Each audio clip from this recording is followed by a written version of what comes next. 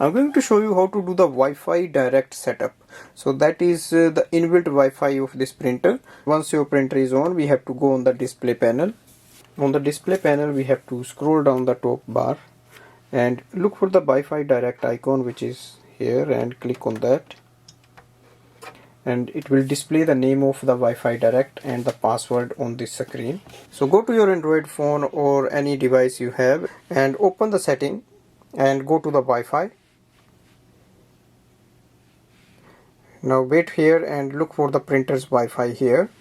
Just refresh this page. So this is the printer's Wi-Fi, HP OfficeJet Pro. Click on that. Enter the password as it was displayed on the screen.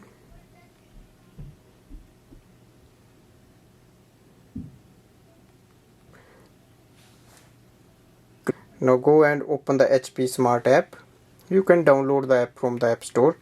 Here we have to add the printer, so click on Add Printer button. On the next screen you will see the name of the printer series and you just have to click on that. Once your printer is added, you will see it displays your printer's name and also estimated level of ink.